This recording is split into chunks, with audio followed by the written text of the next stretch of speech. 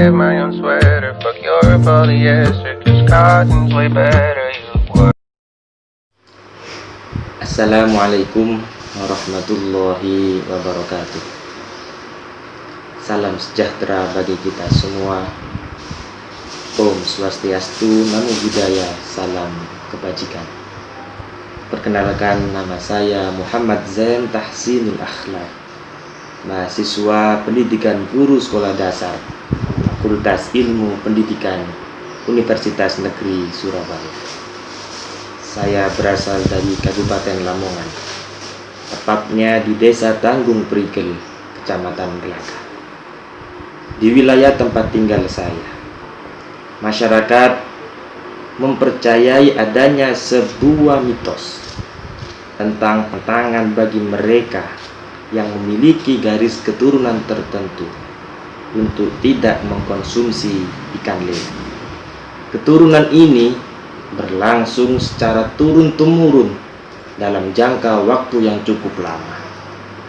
Bagaimana asal muasal dari kepercayaan ini, dan siapa saja yang tergolong dalam garis keturunan tersebut, dan serta apa dampak bagi mereka yang telah melanggar kepercayaan ini.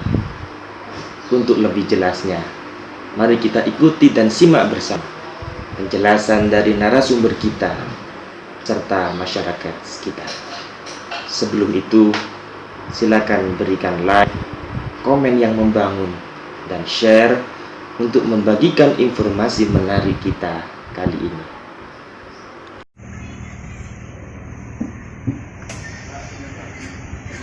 Baiklah pemirsa, saya sudah berada di salah satu kafe di wilayah Kecamatan Gelagah, di mana masyarakat di wilayah ini mempercayai sebuah mitos tentang pantangan bagi mereka yang memiliki garis keturunan tertentu untuk mengkonsumsi ikan lele.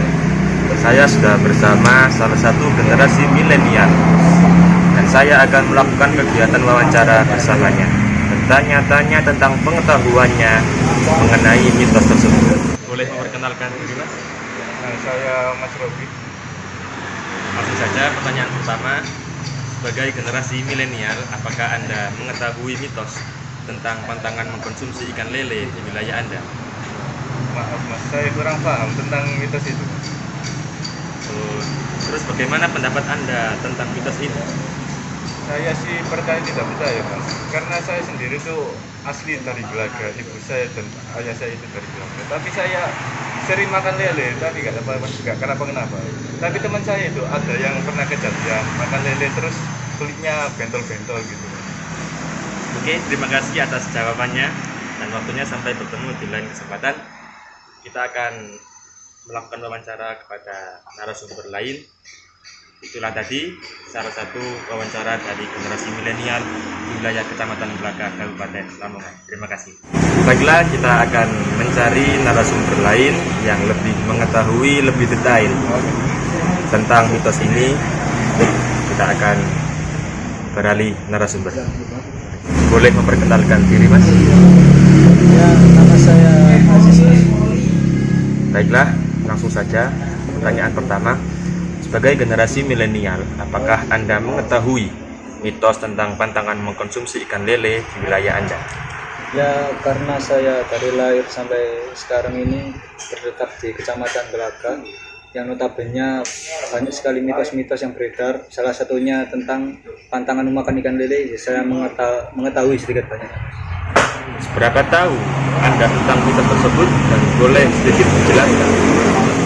Kalau sependek pengetahuan saya sih tentang mitos tersebut, awal mulanya itu tentang Raden Sunan Giri III kalau nggak salah Mas. Dia mengutus bawahan yang bernama Mbah Boyopati. Mbah Boyopati itu diutus untuk mengambil pusaka di perempuan itu namanya Mbok Rondo. Jadi ketika dia sudah mengambil pusaka tersebut, dia malah dikira maling Mas. Jadi dia dikejar warga sampai pada suatu genangan air.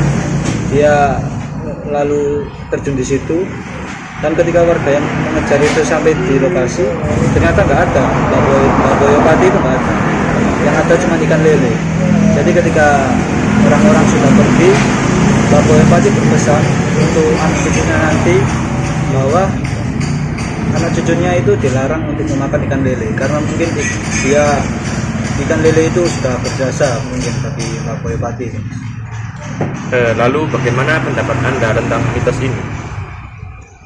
Ya mungkin kalau mitos pantangan makan ikan lele ini di kalangan warga Indonesia sih rada nggak masuk akal ya Mas.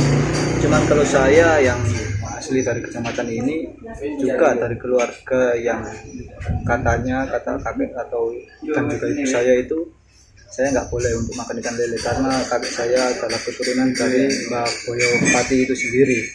Jadi ya saya lebih mempercayainya lah. Baiklah, terima kasih atas jawaban dan waktunya Mas. Sampai bertemu di lain kesempatan.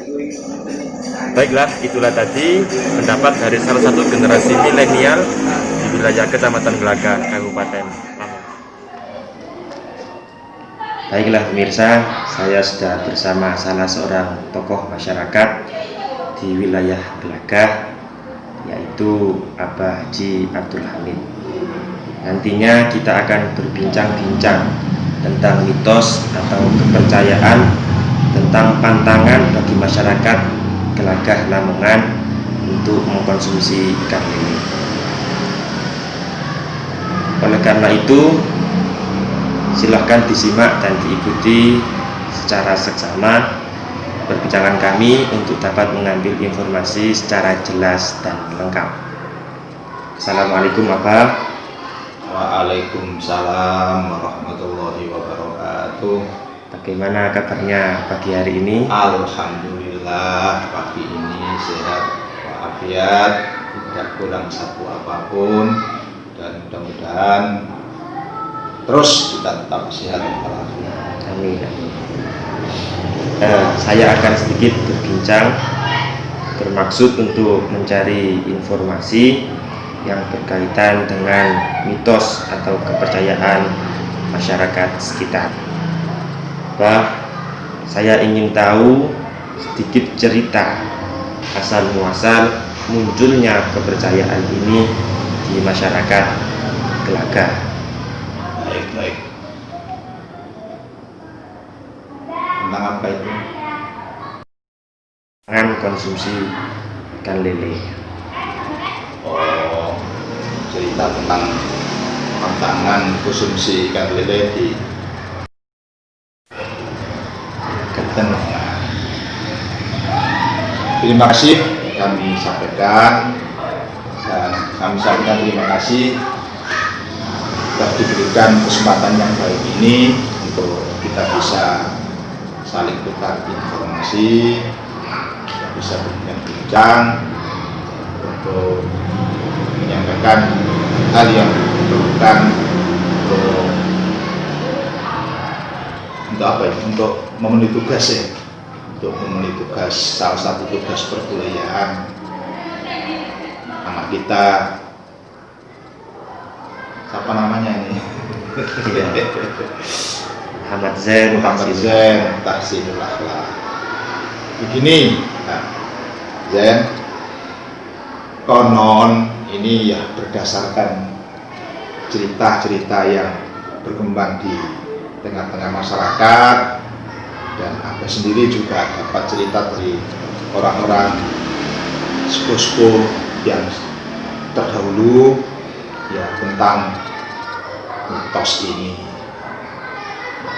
Terlepas dari kebenaran mitos ini bagaimana, ya kita kurang tahu dengan sebenarnya, tapi mitos yang berkembang di tengah-tengah masyarakat memang begitu. Cerita itu bermula dari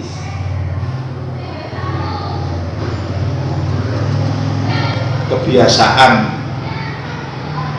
Sunan Giri yang juga konon pada waktu itu yang kedapuk sebagai Sunan Giri itu adalah Sunan Giri yang ketiga.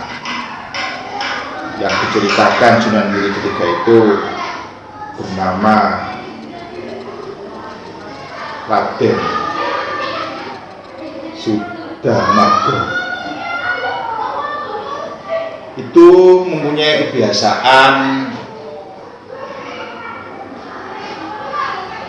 mencari informasi ke masyarakat, ke rakyat-rakyat kecil, itu biasa dilakukan.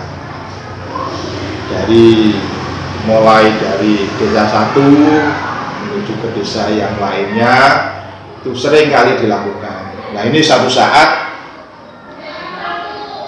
Sunan Giri ini melakukan perjalanan pada malam hari, ya tentunya bermula dari pusat pemerintahan yang ada di Giri sana, terus turun ke bawah ke masyarakat, sehingga suatu saat pada malam itu sampailah Sunan Giri ini di wilayah Kabupaten Lamongan, menyusuri lewat desa-desa, lewat dari sungai ke sungai, dari sawah ke sawah, sampailah pada suatu saat sampai di daerah Kabupaten Lamongan yang kebetulan waktu itu sekarang itu masuk wilayah Kecamatan Karangminang. Oleh beliau Sunan Giri ini dari kejauhan melihat ada semacam rumah kecil, orang desa menyebutnya seperti bukan begitu, yang di situ kelihatan dari jauh ada semacam lampu kecil, lentera atau oplek begitu, kelihatan dari kejauhan, sehingga Sunan Giri ini sangat ingin tahu siapa sebenarnya yang ada di balik rumah kecil atau gubuk itu, sehingga beliau Sunan Giri ini ingin melihat ke sana. Ternyata di dalam rumah itu ada yang menghuninya, yang diketahui bahwa penghuni gubuk atau rumah kecil itu adalah Mbah Rondo Mbarang, yang nama aslinya terkenal dengan sebutan Dewi Asika. Konon Mbah Rondo Mbarang ini kalau malam hari jarang sekali tidur. Kebiasaan yang dilakukan pada malam hari itu orang sekarang itu yang menjahit, tapi pada waktu itu ya tidak jahit, mintal benang untuk bahan kain, mintal benang untuk jadi bahan kain, kemudian ditenun, setelah ditenun jadi kain untuk pakaian, ya tentunya kain ini nanti akan dijahit. Jadi itu biasanya dilakukan tiap malam oleh Mbah Rondo Mbarang, Mbah Dewi Asika ini. Setelah diketahui bahwa di dalam rumah kecil itu ada seorang wanita yang usianya sudah tinggi, sehingga Kanjeng Sunan ini ingin mampir, istilahnya itu, untuk berbincang-bincang tentang keadaan masyarakat yang ada sekitar. Di wilayah itu yang ditempati oleh Mbah Dewi Asika, Mbah Rondo Mbarang ini adalah persisnya sekarang itu di Desa Barang, Kecamatan Karangminangun, Kabupaten Lamongan. Setelah masuk, mohon izin masuk dan dipersilakan masuk oleh Mbah Asika. Sunan Giri banyak berbincang-bincang tentang hal-hal yang berkaitan dengan kemasyarakatan, sehingga bincang-bincang itu berlangsung sampai larut malam. Setelah larut malam, Mbah Sunan Giri berpamitan, mohon pamit untuk kembali melanjutkan perjalanan. Itulah cerita tentang lele ini berawal dari sana. Ya, lanjut cerita pada malam hari itu sampai setelah perjalanan untuk dari desa ke desa yang dilakukan oleh Mbah Sunan Giri ini selesai dan kembali pulang di Giri, Mbah Sunan Giri baru menyadari bahwa ada sesuatu miliknya yang ketinggalan di rumah Mbah Rondo Barang, yaitu kerisnya, ya, keris pusakanya yang biasa dibawa kemana saja pergi, ya ternyata diketahui tertinggal di balai rumah. Balai itu ya semacam apa ya, besar yang ditempatkan di ruang tamu lah istilahnya sekarang, ketinggalan di sana. Oleh karena itu setelah sampai di diri, Mbah Sunan Giri menginginkan kerisnya itu untuk bisa diambil kembali. Karena menginginkan kerisnya itu kembali, maka menugaskan salah orang santrinya, yang konon dikenal dengan nama Mbah Danu Rekso, Mbah Danu Rekso, atau juga terkenal dengan nama lain yaitu Mbah Boyopati. Di sisi lain, keris yang tertinggal di barang-barang ini untuk sementara waktu memang setelah diketahui oleh barang-barang, keris itu untuk sementara waktu disimpan, diamankan, untuk kemudian nanti akan dikembalikan kepada Sunan saat kalau memang akan diambil oleh beliau sendiri. Dikasih cerita selanjutnya,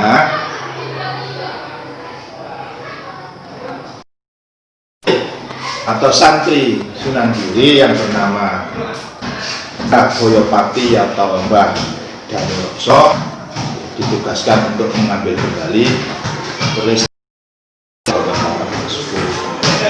oleh Mbah Danu Rekso atau Mbah Boyopati.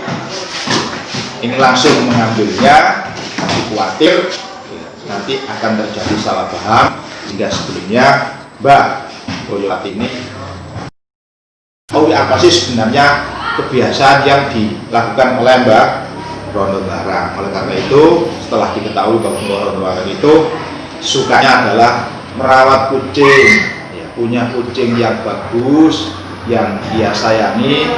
Konon orang menyebutnya kucing itu dengan sebutan nama kucing Cubung Kasian, begitu.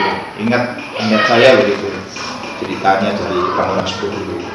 Oleh dengan diketahuinya kesukaan Mbah Rondo Barang, akhirnya Mbah Danu Rekso merubah wujud menjadi seekor kucing yang mirip menyerupai milik Mbah Rondo Barang. Oleh karena itu, dengan wujud seperti itu akan lebih mudah untuk bisa masuk ke rumah Mbah Rondo Barang untuk kemudian mengambil keris milik dari Sunan Giri.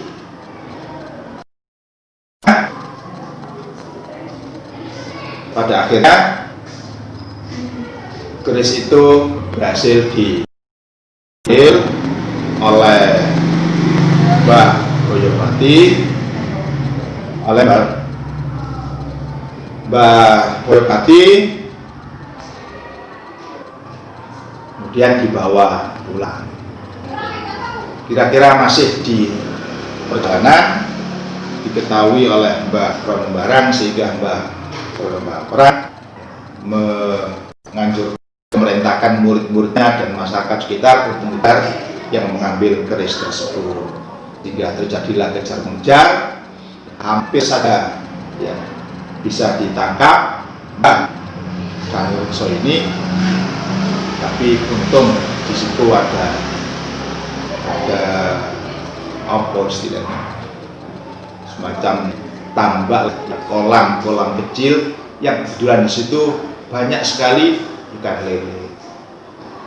Mbah Danu Rekso langsung saja masuk ke kolam tersebut, ya, untuk menyelam beberapa saat supaya lebih aman dari pengejaran masyarakat dan santri-santri dari barang tersebut. Disitulah sehingga masyarakat yang mengejarnya tidak mengetahui bahwa Mbah Danurekso sudah berada di dalam kolam tersebut, sehingga amanlah Mbah Danurekso. Selesai itu, Mbah Danurekso ini cerita mitos asal usul ikan lele dimulai dari situ. Mengetahui Mbah Danurekso aman dari kejaran para penduduk tadi, ia merasa berjasa, merasa menerima jasa dagangnya lele yang ada di kolam itu, sehingga menjadi selamat dari kejaran penduduk. Sehingga Mbah Danurekso semacam bersumpah begitu, sekaligus bersyukur kepada Allah bisa selamat dari kejaran para penduduk atas lantaran banyaknya ikan lele yang ada di kolam itu, sehingga sumpahnya Mbah Boyopati, sak anak putuku, sak anak turunku, ojo sampai yang bakal makan ikan. Inilah dari cerita inilah terjadilah mitos buat Lamongan ada pantangan untuk memakan ikan lele. Mungkin itu sementara yang bisa saya sampaikan, dan bisa atau barangkali ada yang perlu ditanyakan sebagai kelanjutannya, monggo. Selanjutnya Pak, dampaknya ini apa bagi yang melanggar kepercayaan ini? Oh, tentang makan lele atau tidak makan lele. Begini, ini namanya mitos ya, kepercayaan yang berkembang di tengah-tengah masyarakat.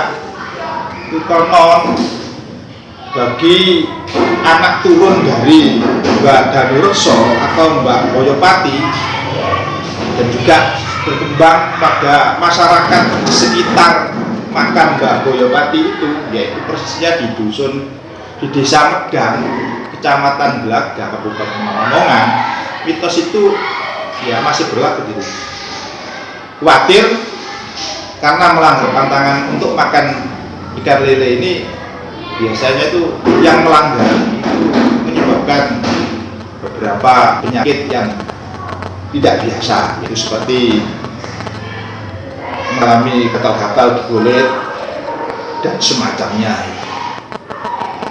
Sehingga bagi yang merasa masih dekat sebagai anak cucu dari Mbah Boyopati atau Mbah Danurekso, atau bahkan masyarakat di dusun di Desa Medang, Kecamatan Glaga dan sekitarnya, itu masih banyak yang mempercayai mitos ini. Sementara yang lainnya yang tidak ikut pantangan itu ya juga masih ada, masih banyak.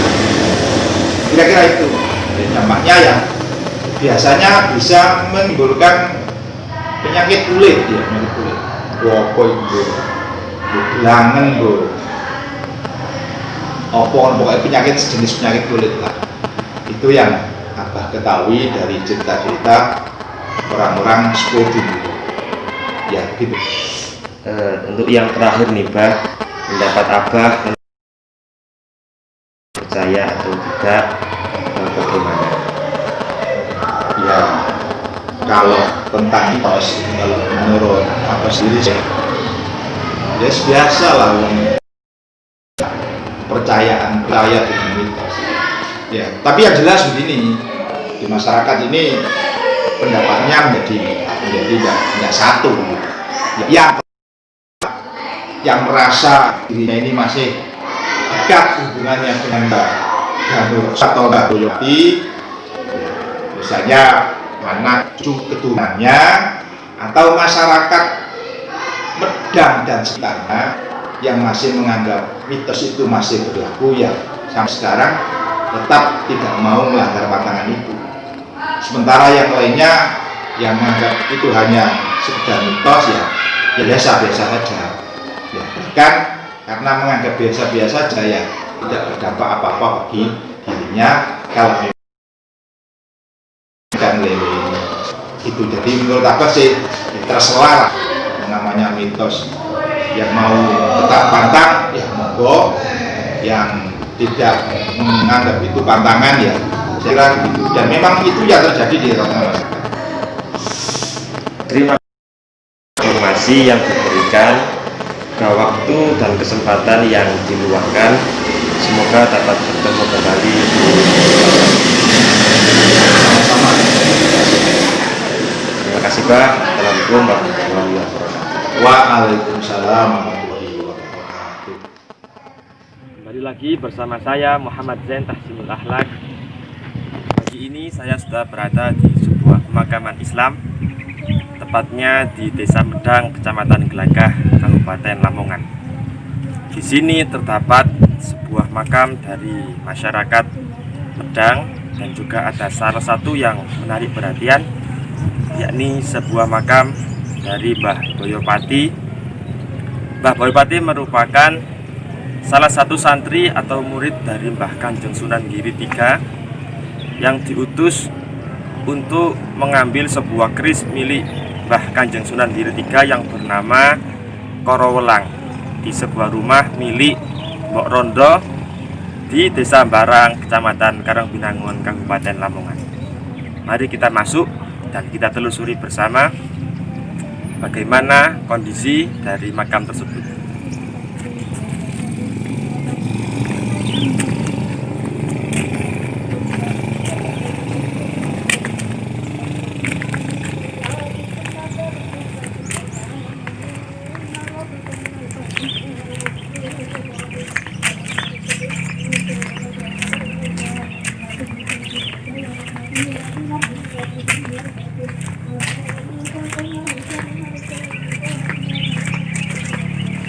Di kiri dan kanan saya terdapat makam dari masyarakat Desa Medang, Kecamatan Gelagah, Kabupaten Lamongan.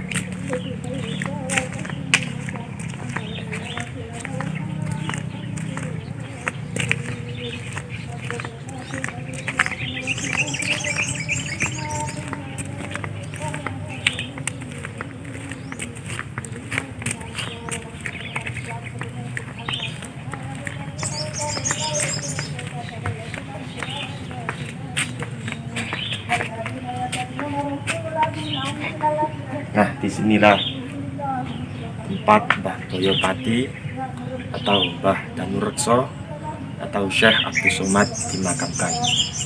Beliau adalah asal mula dari sebuah mitos yang berkembang di masyarakat Kecamatan Gelagah, Kabupaten Lamongan, yakni mitos pantangan untuk mengkonsumsi ikan lele. Jadi masyarakat Gelagah yang memiliki garis keturunan dengan beliau dilarang untuk mengkonsumsi ikan lele.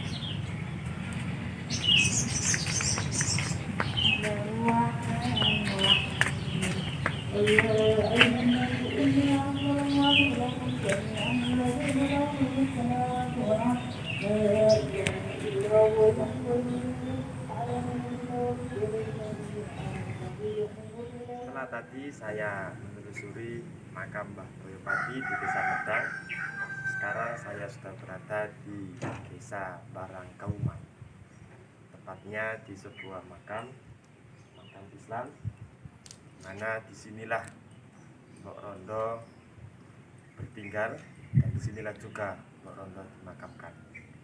Di sini juga ada makam dari Mbah Ahmad Gadung, yakni sesepuh dari Desa Barang Kauman, Kecamatan Karangbinangun, Kabupaten Lamongan. Mari kita simak dan kita masuk.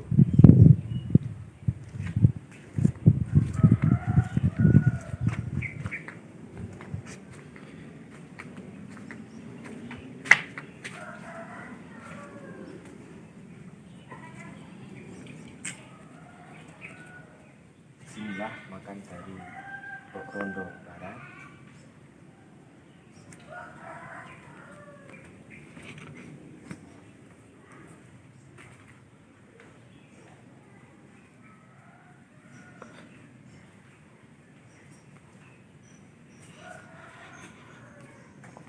Di dalam inilah Pokrondo Barang dimakamkan, dan kebetulan sekarang sedang dikunci, jadi kita hanya bisa sampai di luar.